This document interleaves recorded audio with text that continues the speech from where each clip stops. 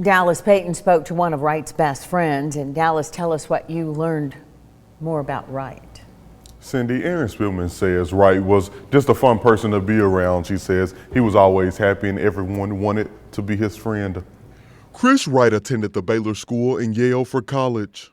Erin Spillman and Wright became best friends after college when they both were living in Stamford, Connecticut. Spillman says out of their friend group, Wright was the one who was most determined to make something of himself. From day one of knowing him, he was just someone that was like on a path to, to be good, to be, to find the love of his life, to have children, to be the best father, to be the best son, the best brother, and, make something of himself. And, I feel like every day that I knew him, he was working on that path. Spillman says growing up in New York City and then becoming best friends with someone from the South made for an interesting and fun friendship.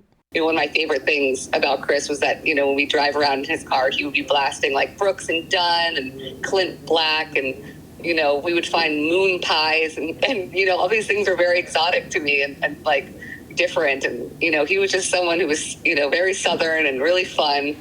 And, we just loved, doing things like that. Spillman says she's still trying to wrap her head around everything and is praying for his wife and 3 children. I will miss Chris so much. I always thought we would have more time to go on family trips together and, for our kids to get to know each other. She hates that his kids won't get to grow up and know what kind of dad they had.